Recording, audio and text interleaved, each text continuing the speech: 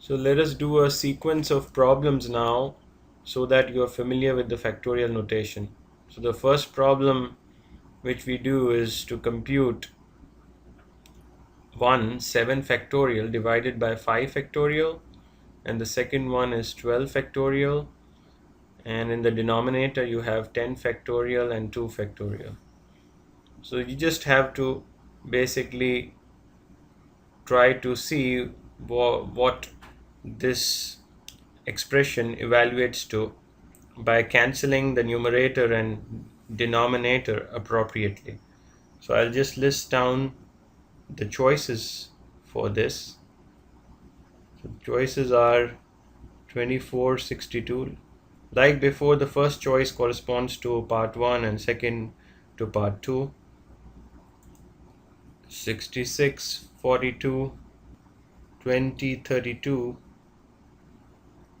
and 42, 66. The correct answer is 42, 66. So let us look at the solution now. So if we look at part 1, it was 7 factorial divided by 5 factorial, right? So what I do is I go in 7 factorial, I can expand as 7 multiplied by 6 into 5 factorial, right? And divided by 5 factorial. So then I can cancel 5 factorial and 5 factorial, and the answer is 42. So always you can just look at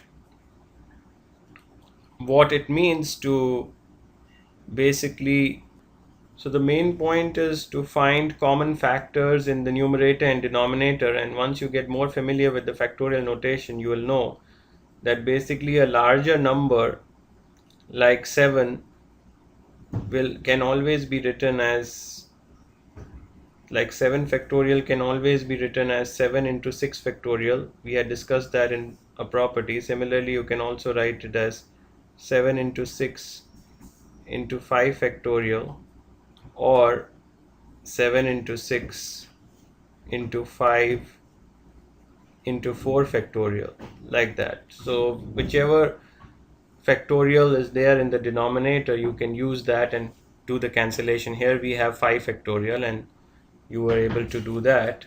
So what about the second? So let us look at the second question. The second question was 12 factorial in the numerator and 10 factorial multiplied by 2 factorial. So this is what you have to evaluate.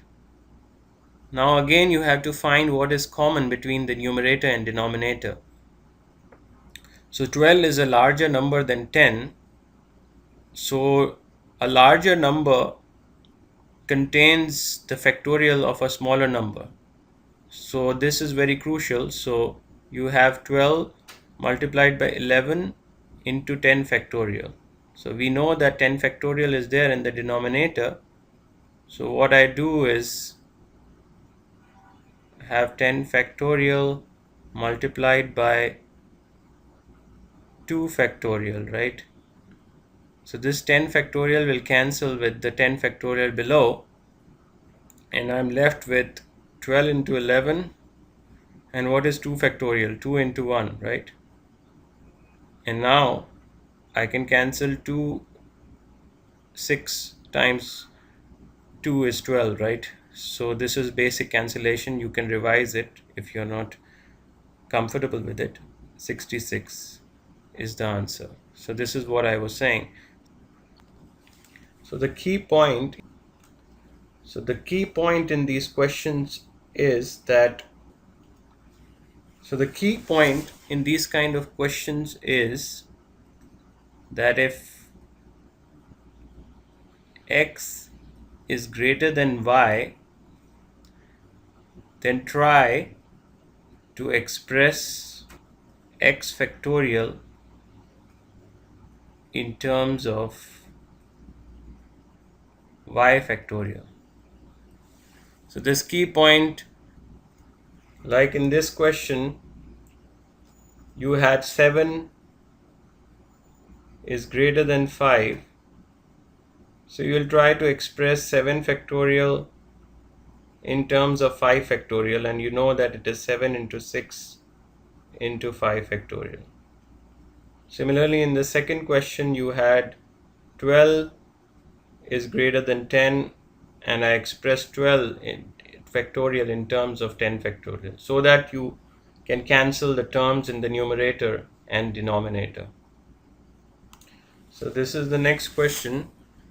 Evaluate n factorial divided by r factorial and n minus r factorial when n is equal to 5 and r is equal to 2.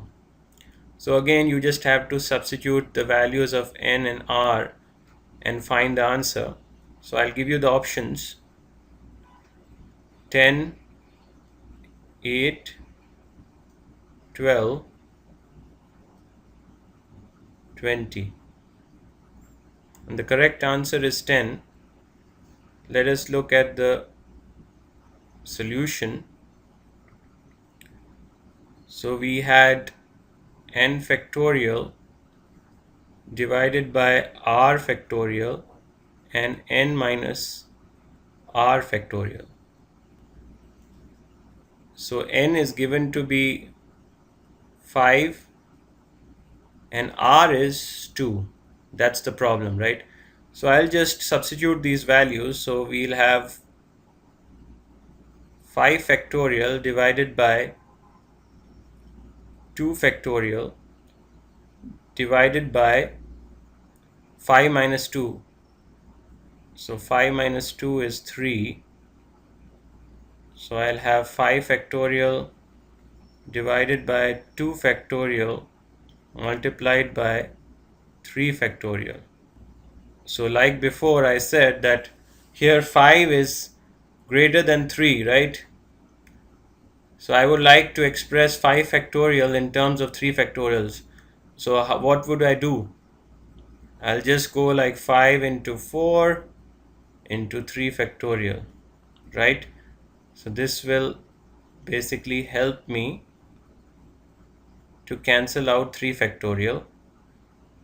And now I'm left with 5 multiplied by 4 divided by 2 factorial, and 2 factorial is 2. And then again I have to do cancellation here, 4 by 2, and then the answer is 10. So it was pretty straightforward. This is just to help you practice with the factorial notation, which will be used extensively in permutation and combination later. So let us look at one more question in this sequence of problems. So here it's, if 1 by 8 factorial plus 1 by 9 factorial is equal to x divided by 10 factorial, you have to find x. So again, it will be a simple exercise in cancellation and trying to find the value of x. Please revise solving linear equations if you don't remember. This is basic algebra. I hope you obviously know how to do it. But the choices I am giving now are 80, 100, 60, and 40. The answer is 100. So let us look at the solution. So we have 1 by 8 factorial plus 1 by 9 factorial, and it's equal to x divided by 10 factorial. So what is the greatest number here? The greatest number here is 10, right? 10 is greater than 9, is greater than 8. So express 10 factorial in terms of 8 factorial, right? Because 8 factorial is the common factor in the denominator for all the three terms. So what I'll do is I'll just express 9 factorial as 9 into 8 factorial, and similarly 10 will be 10 into 9 into 8 factorial.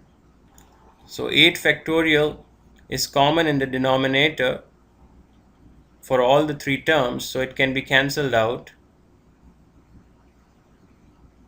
So what are you left with now? You're left with 1 plus 1 by 9 is equal to x divided by 90, right?